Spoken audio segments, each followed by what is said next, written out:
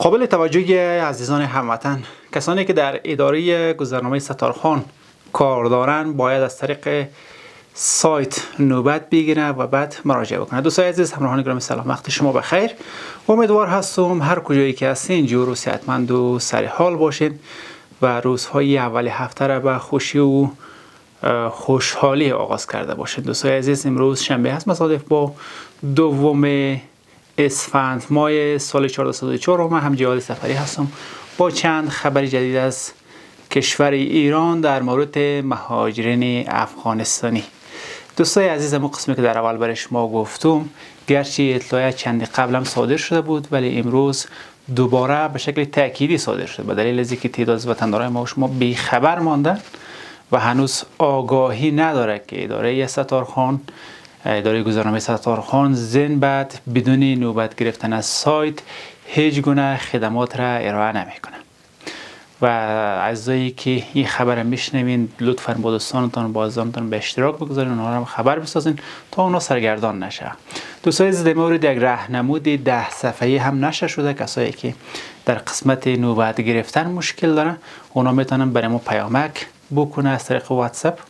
ما برایشان هم راهنمود روان میکنیم. در اونجا مکمل به شکل تصویری هم هست و همون قسم نوشته هم هست باید چی کارا بکنید و بعد میتونید به شکل خیلی آسان و راحت نوبت بگیرین و زمانی که نوبت شما فرا رسید او زمان میتونید مراجعه بکنین و کارهایتان پیش ببرین. باز هم دوستان عزیز، یه اطلاع رو برای شما میخوانم که جدیدا نشر شده. نوشته کرده راهنمای کاربری درگاه ارائه خدمات اتباع خارجی قابل توجه. اتباع خارجی جهت دریافت خدمات اداره گذرنامه ستارخان از تاریخ 1/12/1404 ملزم به اخذ نوبت اینترنتی از درگاه خدمات اتباع خارجی با آدرس که اینجا آدرسش نوشته است اقدام نمایید. تاکید می شود از طریق فوق بدون داشتن نوبت و ثبت نام اینترنتی خدمات ارائه نمی گردد. دوستای عزیز، ما لینک در دیسکریپشن ویدیو میمونم، شما میتونین از طریق همین لینک وارد شوین و برای خود نوبت بگیرین. و همچنین دوستای عزیز، ساعات کاری سفارت و همچنین کنسولگری های افغانستان در کشور ایران به خاطر ماه مبارک رمضان تغییر کرده. شما باید طبق این ساعت کاری که اینا اعلان کرده باید مراجعه بکنین و کارهایتان را پیش ببرین. یا بعد اگه مراجعه بکنین چون سفارت تعطیل میشه کارهای شما را پیش نمیبره و از او قبل هم اگه مراجعه بکنین سرگردان بشین. من اطلاعش میخوانم دوستای عزیز که ساعت چند تا چند سفارت هست و ساعت چند تا چند هم کنسولگری ها هستن. ساعت کاری سفارت و کنسولگری افغانستان در ماه مبارک رمضان. ضمن عرض تبریک به مناسبت حلول ماه مبارک رمضان، آرزوی قبول طاعات و عبادات در ماه مبارک رمضان، ساعت کاری سفارت افغانستان در تهران و کنسولگری افغانستان در مشهد به شرح زیر می باشد. سفارت افغانستان در تهران از ساعت 8 صبح الی 14 بعد از ظهر که همون ساعت 8 تا 2 بجه میشه ساعت کاری سفارت هست و همچنان کنسولگری افغانستان در مشهد از ساعت 8 صبح الی 13:30 که همون 1:30 بجه ساعت مشهد هست کنسولگری افغانستان در مشهد و همچنان تا ساعت 2 بجه هم سفارت فعالیت میکنه و تا ساعت 1:30 بجه کنسولگری.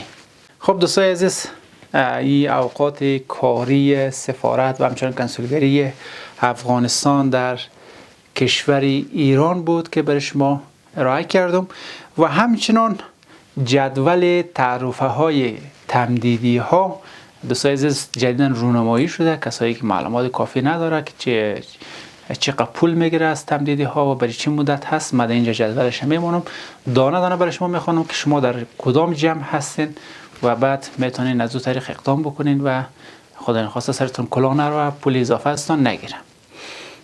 نوشته کرده جدول تعرفه های مستوجب خدمات اقامتی اتباع خارجی در ایران.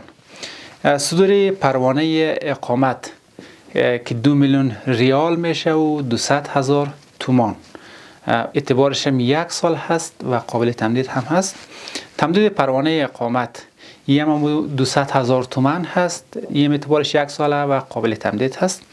تمدید روادید 1 ماهه این 500,000 تومان هست و 1 ماهه و قابل تمدید و همچنان تمدید روادید 3 ماهه این هم 100,000 تومان هست و 3 ماهه و قابل تمدید. جریمه اقامت غیر قانونی، کسایی که غیر قانونی در کشور ایران زندگی میکنه اگر دستگیر شوه 1 روز جریمهش میشه 400,000 تومان به صورت روزانه هست. 1 روزش 400,000 تومان شما میگیره و شما رو چک میکنه 1 ماه باشین، اما 400,000 ضرب 30 میکنه، هر چقدر شد، هر چقدر که دیرتر بمونین به اون میزان جریمه شما اضافه تر میگیره.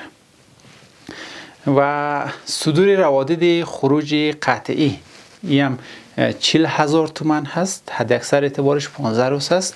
و صدور روادید خروج مراجعت مکرری هم 40,000 تومان هست و اعتبارش 3 ماهه هست. دوستای عزیز، این تعرفه هایی بود که به خاطر تمدید بود و لطفاً اینا را یادداشت بگیرین تا اینکه در کدام جایی که میرین معلومات کافی داشته باشین و سرتان کلاه نروه و از تمام مسائل آگاه و خبر باشین.